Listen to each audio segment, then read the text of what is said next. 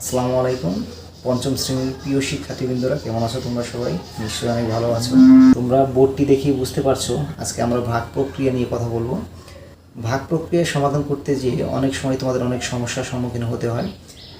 আজকের ভিডিওটি যদি তোমরা মন দিয়ে দেখো তাহলে আশা করি আজকের পর থেকে তোমাদের ভাগ প্রক্রিয়া সমাধান করতে গিয়ে আর কোনো সমস্যার সম্মুখীন হতে হবে না।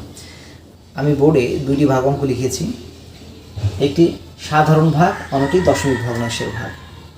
চলো আমরা একটি একটি সমাধান করি, দেখি ভাগ প্রক্রিয়া আসলে কঠিন নাকি সহজ। ভাজ্যের ঘরে রয়েছে তিনটি, যেহেতু ভাজকের ঘরে একটি অঙ্ক রয়েছে, আমি ভাজ্যের ঘরের বাম পাশ থেকে একটি অঙ্ক হিসাব করব। প্রথমে ভাজক 4 ভাজ্য 3 থেকে বড়, যার জন্য 4 দ্বারা 3কে ভাগ করা যায় না। এখন 4 দ্বারা 3কে যদি ভাগ করা না যায় তাহলে আমাদের পরবর্তী যে সংখ্যা আছে এই 2 অঙ্ক বিশিষ্ট সংখ্যা দ্বারা হিসাব করতে হবে। তাহলে 2 অঙ্ক বিশিষ্ট সংখ্যাটি কত হয়? 31। যেহেতু 2 অঙ্ক বিশিষ্ট 31 4 থেকে বড়, তাই 4 দ্বারা 31কে ভাগ দেওয়া যাবে। তাহলে 4 দ্বারা 31কে ভাগ দিতে হলে আমাদের 4 ঘরে নামতা পড়তে হবে।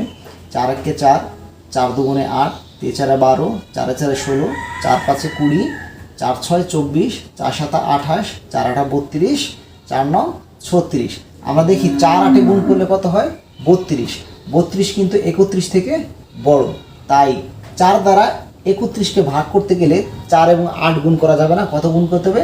4 আর 7। এখানে যেই অঙ্কটি হবে সেই অঙ্কের সমান হতে হবে, না হয় তার থেকে ছোট হবে।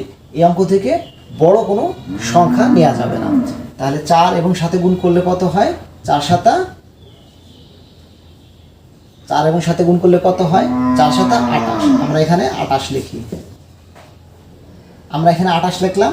একটু এই 2 অঙ্ক মিলিয়ে আমরা সংখ্যাটি ভাগ করেছি, তাহলে এই 2 অঙ্কের একদম ডানের অঙ্কটি বরাবর আমরা উত্তর লিখব। ডানের অঙ্কটি বরাবর উত্তর হবে 7। এবার 31 থেকে 28 বিয়োগ করি। 31 থেকে 28 গুণ করলে হয় 3। 31 থেকে 28 বিয়োগ করলে হয় 3। আমরা বিয়োগফল 3 নামালাম। এবার আমরা কি করতে পারি? এই 31-এর পরে যে অঙ্কটি রয়েছে সেটি হচ্ছে 2। 2 আমরা নিচে লিখব। এখন কত হলো? 2 অঙ্ক মিলে হলো 32। তাহলে 4 32-এর মধ্যে কতবার যায়? আমরা পূর্বেই দেখেছিলাম 4 এবং 8 গুণ করলে হয় 32। তাহলে এই অঙ্ক বরাবর আমরা উত্তরটি লিখব 8 এবং নিচে লিখব 32। বিয়োগ করলে কত হয়? 0। আমাদের ডান পাশে আর কোনো অঙ্ক নেই, তাহলে এই উত্তরটির সমাধান এটি। এবার আমরা যে ভাগটি দেখব সেটি হচ্ছে দশমিক ভগ্নাংশের ভাগ। তোমরা নিশ্চয়ই খেয়াল করেছো এখানে যে অঙ্কগুলো রয়েছে আমি সেই অঙ্কগুলো এখানে দেখেছি, শুধুমাত্র 3-এর পরে একটি দশমিক দিয়েছি। আমরা স্বাভাবিক যে ভাগগুলো আছে ভাগের সময় আমরা নামতা শুরু করি 1 থেকে। 2 গুণ 1, 2, 2 গুণ 2, 4, অথবা 3 গুণ 1, 3, 3 গুণ 2, 6।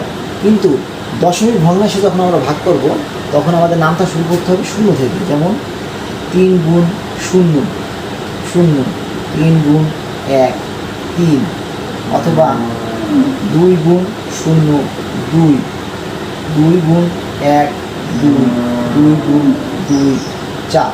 এভাবে আমাদের নামতা পড়া শুরু করতে হবে। কেন শুরু করতে হবে?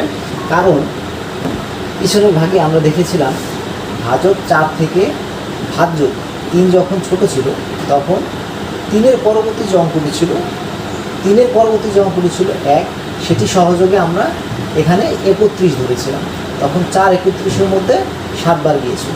কিন্তু যেহেতু দশমিক ভগ্নাংশের ক্ষেত্রে দশমিকের আগের অংশ আগে ভাগ করতে হবে, সেক্ষেত্রে 4 থেকে 3 যেহেতু ছোট, তাহলে 4 3-এর মধ্যে কতবার যায়? যদি আমরা 4-এর সাথে 1 গুণ করি তাহলে 4 হয়, যেটি 3 থেকে বড় হয়।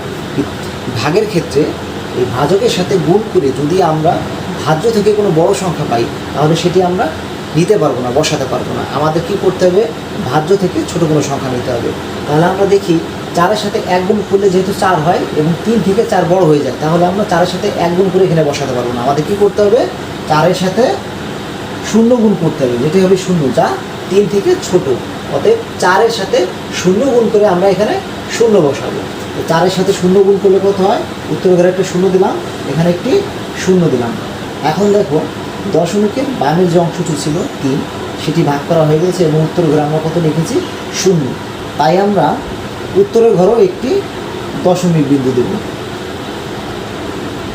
দশমিক বিন্দু দিলাম। এবার তাহলে কি করব? এবার পরবর্তী যে অঙ্কটি আছে সেটি এখানে নামাবো। তাহলে এই 3 আর তাহলে এই বিয়োগফল 3 এবং এই 1 মিলে কত হলো? 31। 4 31-এর ভিতরে কতবার যায়? 7 বার যাবে। এই বরাবর আমরা 7 নামাবো। 4 7 28। 31 থেকে 28 বিয়োগ করলে কত হয়? 31 থেকে 28 বিয়োগ করলে হয় 3 নামালাম। এবার পরবর্তী যে অঙ্কটি আছে 2 নামালাম, কত হলো? 32। 4 32-এর ভিতরে কতবার যায়? 8 বার যায়। 4 8 32। তাহলে 32 থেকে 32 বিয়োগ দিলে 0।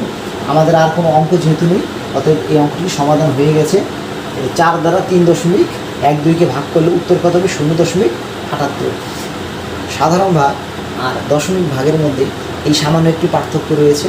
এটুকু বুঝতে পারলে এই সাধারণ ভাগ এবং দশমিক ভগ্নাংশের ভাগের মধ্যে তোমাদের আর কোনো সমস্যা হবে না। নিশ্চয়ই তোমরা অঙ্ক দুটি বুঝতে পেরেছো কীভাবে করতে হবে। যদি তোমরা এই ভিডিওটি দেখে সাধারণ ভাগ এবং দশমিক ভাগগুলো তোমরা করতে পারো, তাহলেই আমার সফলতা। ধন্যবাদ সকলকে ভিডিওটি দেখার জন্য। পরবর্তী ভিডিওগুলো দেখার আমন্ত্রণ জানিয়ে আজকের মতো এখানে শেষ করছি। আল্লাহ হাফেজ।